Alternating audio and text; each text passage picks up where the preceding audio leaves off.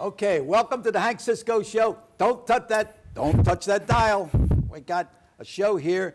It's very important. I mean, if you have any kind of problem with your knee, your hip, if you're starting to feel aches and pains, we have the man here that can help you out, okay? And I can talk through experience. And my guest today, that's all, just a half hour. Just sit by that TV and keep your eyes open, keep your ears open, because it's going to be helpful. We're bringing a doctor's visit right in your house. Doctors don't come into your house anymore. You have to go to their office. You have to go to the hospital. But I'm bringing you a physician right to your hospital. One of the most respected physicians in this area. Very good friend of mine. Known him for many years. In fact, he was one of my safety patrols at the Holy Savior School. So, without further ado, Dr. Samuel M. for Michael Puleo. Thank you. Hank, it's a pleasure to be on your show. So, all right, now, we're here, and you operated on me 8 years ago. You put a hip on this side, new hip, yes, and you got a hip over here.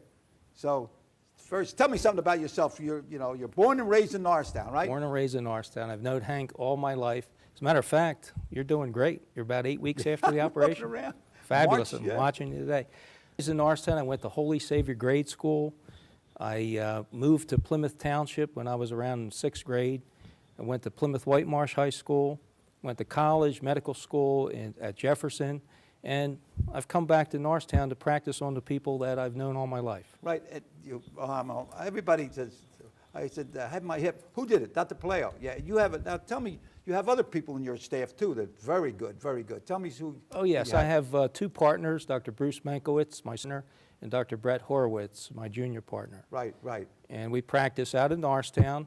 We're right across from the old Sacred Heart Hospital. Right. It's our office building. Finance and DeKalb, right? Yep, right. DeKalb and Finance. We're known as Montgomery Orthopedics. In case you need any orthopedic work, look us up. Well, I can highly recommend you. A lot of people tell me, "Oh, I'm going to get a hip. I'm going to go to Philadelphia. I'm going to go to New York. I'm going to go." Come on, we have some of the top physicians right here, not only in hips, but also for cancer. We have a great cancer center, with Dr. Grafey, and Dr. Laurie. Yes. Right? Right. For breast cancer, great. And next year she's going to have a show here, and I want you and a lot of other physicians to let the people know, keep people informed. So now you have here some of the instruments from the knees and also called instruments. From the hip. These are the actual prostheses. Now, tell me my experience now. What did you put in me? Okay. I got a new hip here. Well, what we did, Hank, the hip is a ball and socket joint, and your ball and socket wore out. Right. In other words, yeah. Well, I couldn't walk. The cartilage, bone against bone. Oh, bone against bone causes a lot of pain, as you know. And this is a model of a hip. This is the pelvis, and this is the femur, the thigh bone. Is that my leg there? Right? Yeah, this is a model of someone's joint. Now, what we do is we have to take out the degenerative ball, because that's rubbing in the socket, and it's causing a lot of grinding and pain and thigh pain, right. Groin pain. Can't get out of a car. Can't go up and down stairs very easily. So what we have to do is tie my shoes. That's right. You lose a lot of motion. So what we do is we make a cut. We do have to do some carpentry work. The incision to get over here is what? It's only about. Well, the incision is about 6 inches. It depends on your size and how much soft tissue you have. Sometimes it's a little larger. Mm-hmm. But essentially what we do is we go into the hip joint through the side, and we spread the muscles. We open up the capsule of the hip. We dislocate the hip. We take out the bad femoral head, the ball. So that's all you really lose. That's the only part of your bone that you lose. That's the pain. That's the painful part. So we get rid of that. It's not good anyway, so it comes out. And what we're left with is the socket and the end of the femur bone. Now what we have to do is find a way to replace that. And we have these wonderful devices these days to do that. We grind down the socket. We get rid of all the excess cartilage in there and the bad stuff, and we reshape it. And then we put an artificial shell that has a snap-in liner. Can you see that? Yeah, I see it. See, this combination is what we put pelvis. And we we actually have to pound that in. So you may have heard a little bit of pounding. Yeah, you know, I was knocked out. Right. I could hear a little bit, but then I heard some pounding. But you didn't care, No, right? no, You I heard it. don't care. Hey, you know, like you were it in wasn't a painful, workshop, right? You know, I thought somebody was knocking at the door. Right. And then I asked afterwards, I said, what was it? He said, yeah, so we have to hammer it in a little bit. So I said, well, that's the only thing that, you know. Well, after we get this piece in, Right. then we turn to the femur. We That's have to. part of my leg, right? That's the thigh Right. bone, right? And we have to mill it out. Can you see how that? Yeah, we hollow put- it out, right? Hollow it out just to get rid of all the marrow and the bad bone inside. And then we put a prosthesis. We have to actually hammer that down too. That goes in there too. Gets Another hammered boom. down, and then we put a small ball on the end, and then we match it up into the pelvis. And that's, And then what you have is a situation, you have what- metal on Oh, plastic. That's what See? I have in me right What now. you have now restores motion, it alleviates pain, and it gives you function. Now, as your muscles get stronger, Yeah, you can do more. Now, already you're walking without a cane. yeah, You know, I was you're- very, well, You're maybe pretty because much back to. I was in pretty good shape, you know, all my life. I've been very Right. active. Maybe that was helpful, you know. Now this, Now, let me ask you one other question. Now, 8 years ago, I had replacement. Was there any difference? What was the difference? little bit different. Last time we did the pelvic part the same, Uh-huh. okay? That's a cementless type situation where we don't use any bone cement. We just sort of impact this shell into the pelvis. Right. But 8 years ago, in order to fix the femoral component, we put bone cement down the shaft. Uh-huh. That's the way it kind of locks in. It looks like Elmer's glue. We pour it in, and Elmer's- it's pasty type of material, and then we pour it down the canal. We put the prosthesis in while it's still soft, and after about 10 minutes, everything hardens up and it gets locked in. But nowadays, we use a component like this. This is actually a Was it? a model of what it's you sort of have like inside your sanding, hip. Like Exactly. sandpaper. What's a scoop? Why? This is Why? a Biomet prosthesis. They have a patented way of applying this plasma coat, Uh-huh. and what that does, it sticks to the metal, and then the bone grows into it. Oh, in So other words, that's- it's porous to the point. porous, Things will work exactly. in there. And that's how the bone locks it. The bone actually locks into it, so it But doesn't I had move. no trouble for 8 years. I had no problem whatsoever with the other one. And this one, fast recovery, you know. Just a little bit newer technology. If your bone allows it, we like to use this type of device nowadays. But certainly nothing wrong with the cemented component we had a few Well, years it's ago. working. Right. 8 years, I ain't going to complain. Right. Now let me, one other thing. Now, I know this over here is that have to do with your knees, right? This is All a right, knee. Before we go into that, I just want to mention that 8 years ago, I was at Montgomery Hospital, and you operated, and the stay was longer. I think I stayed there maybe 3, 4, 5 days. And then Probably a little longer a back little then, longer. I maybe think, almost yeah, a week. yeah. And then the recovery. But this time, just this past March, I was in there for 3 days, and I'm out. I'm home.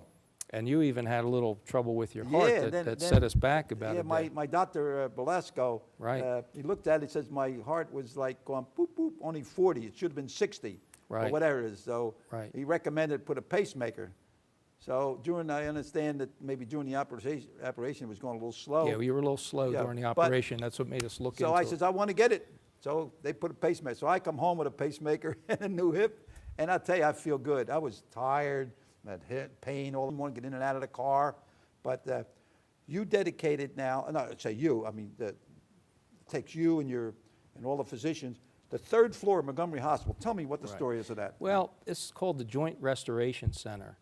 And this was a concept that we sort of borrowed from a small hospital down in Baltimore called Anne Arundel Hospital. It's a concept where you concentrate all of the total joint patients in one area of the hospital. That was great. Everybody has a private room. Us, Walk with me, give me my advices, and yeah. and, So we're able to get people in and out a lot quicker than we were 8 years right, ago. right. And okay, now the knee. The knee is a little bit more complicated or so? Or Well, what it's a would you say? different type of joint. This, the hip you would term a ball and socket joint. Right. Same as the shoulder, essentially. The knee is more of a hinge joint. The door. Yeah, it's sort of, this is a model of a knee. This is the ligament that's pulled aside so you can see inside the cap. So here's the femur That's the bone. knee. This is the thigh bone. This is the lower leg. Okay.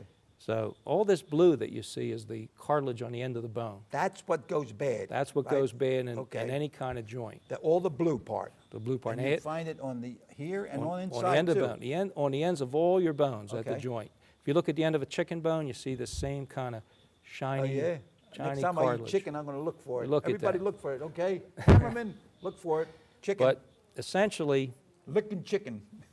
the cartilage goes bad, so we have to replace that. And the way we do it, we shave off all of the blue, okay? Take all that off, everywhere where you see the blue, that's shaved off. And in its place, we have to put metal on one side and metal on the other with plastic in between. So if you look at this model here, all we've done is cap the bones. And we use a prosthesis, same words- shape as what we took off. Okay, but this, So if you cut off all the blue take all the blue.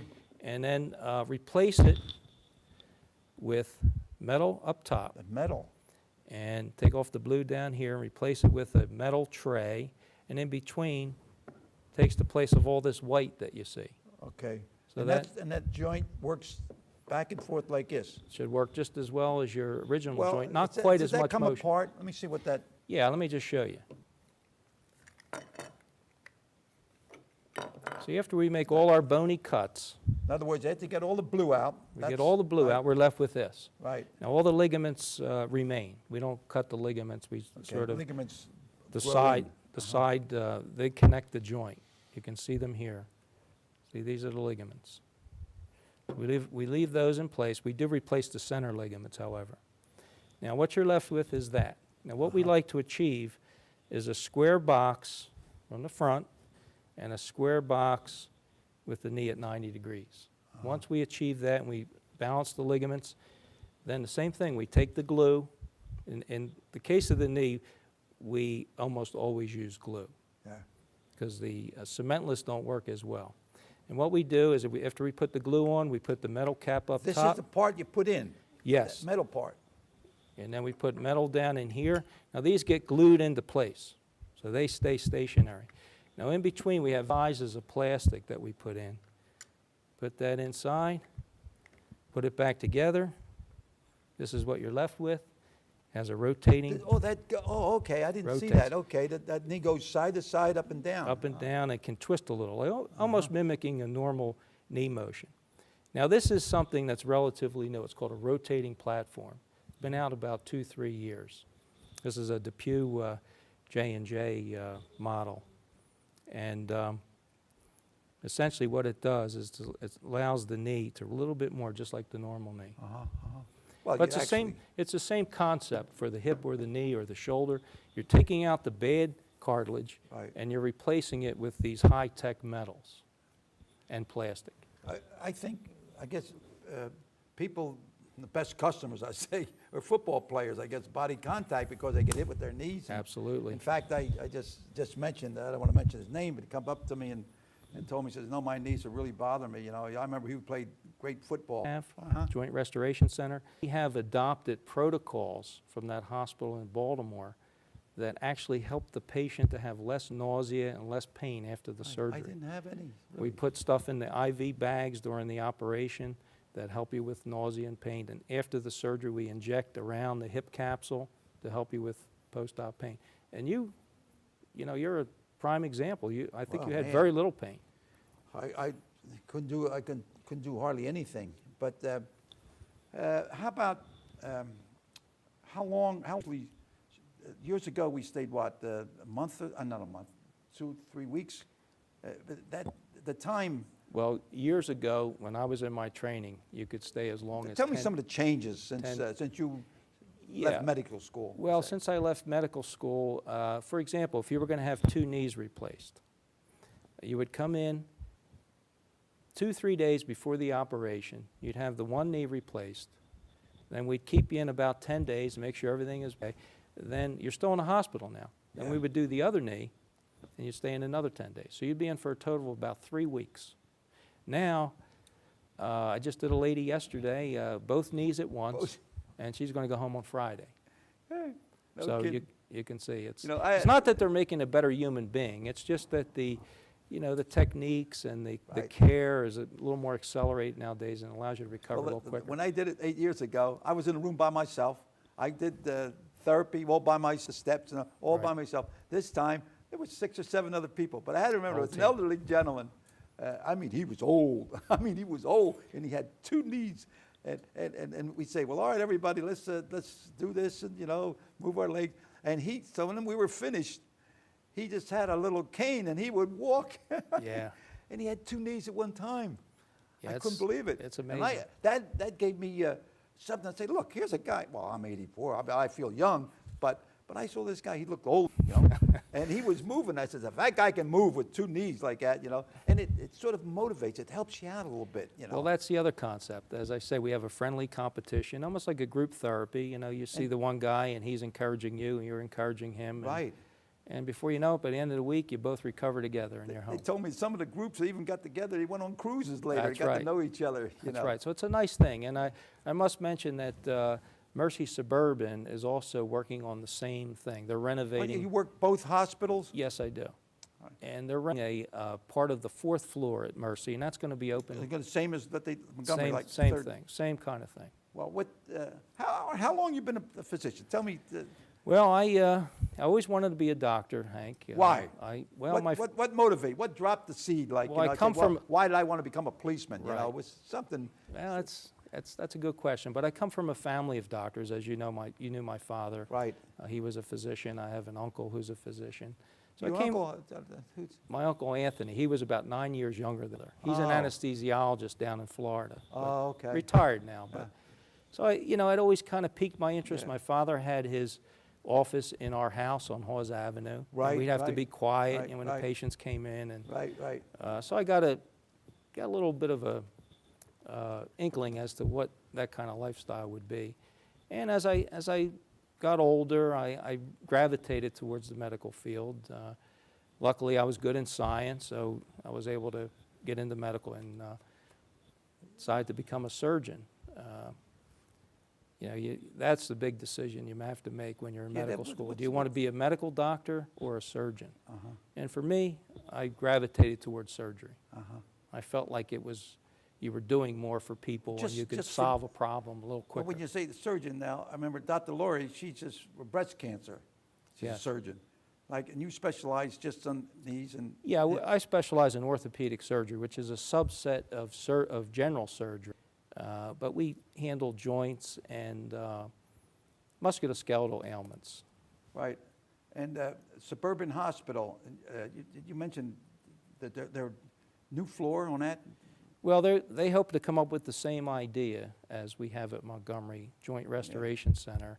But I believe they're running into some construction problems. So Oh, it's going to okay. take them a little bit longer, but probably by this summer, theirs will be up and running. When should a person see a doctor when he starts feeling pains? Now, I guess you got something different between arthritis, pains and all. Well, if you have any pain, you ought to see a doctor, because Yeah. you never know what it's coming Yeah, from. Could yeah. be something really bad, or it could be something minor. But usually what brings patients in to see us is pain. And they have aching in the joints, they have referred pain down the leg.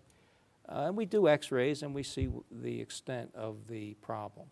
Mm-hmm. Now, if you have an extensive problem, then you're better off putting off Right. an operation like this, because you're not going to get any better and your function is not very good. How about ankles? What's the scoop on that? Now, Well, that's- the ankle any joint is always a problem, right? ankle is a very significant problem. Thank God people don't develop arthritis in their ankles as much as they do these other joints that are more easily treated. But ankle joints, they don't really lend themselves to these types of replacements just yet. Technology just isn't there for an ankle. What is So the what procedure on that? we do there, we usually fuse the ankle. Now, they do have ankle replacements, but they're not as predictable or as long-lasting as the hip and the knee. So an ankle problem is a little tougher. And this is, every year, something new, right? Every year. Well, as I said, this prosthesis, the rotating platform's been out a few years, and You were it born and offers- raised in offers some advantage. Norristown, okay? Yes, I was. All right, whereabouts you I born? grew up on Hawes and Airy. Halls and Erie, right, My right. father had his office His office right there, right a on the couple doors corner. in, right? Right. There was a dentist next door, and then my father. Yeah. So went to Holy Savior Grade School, and Do you remember any of the nuns, the names? absolutely. Huh? Sister Sis- Norbertine Sister Norbertine. was in charge of the safeties in 7th grade, and Right, right. used to come in, and Never cross when the light is red, the light is red. yeah, it brings Right. back good memories. Well, now, how many physicians you have in your office, you say? 2 others Well, besides Tell me myself. something about them. Dr. Menkowitz, he's been in practice probably about 30 years now, maybe a little bit longer. And he was from the Philadelphia Yeah, area. yeah. He did It's his, well respected here. well Well, your respected. office is great, you know, everybody talks about it, and that's what I'll mention it again. You don't have to go to Philadelphia, you don't have to go to New York, you don't have to Hama or whatever. Just check it out in Norristown. And then another thing is, this half hour went so fast, but I say, whenever you have a little pain, you know, check it out. When in doubt, check it out. Absolutely. So, Doctor, it's been Thank a pleasure, and you know, I call you the icon in Norristown. You know that. Thank right? you. It's been a pleasure Thank being you. on your show. Well, you know, I don't have no more hips. So Well, we can work on my other knees things. are holding up good. So, ladies and gentlemen, thanks a lot for allowing us to come in your home, and I hope that you know that you can out of this. Okay, you know, education, you know, removes fear. So, educate yourself, and you won't have any fear. So, until we meet again, keep bobbing and weaving, and God bless. Okay, and here we go with a salute. John Right. Don. To your health. Hello, salute. And I have the coming on my show. That's okay? pretty good stuff, Hank. That's good. Yeah, it's all water.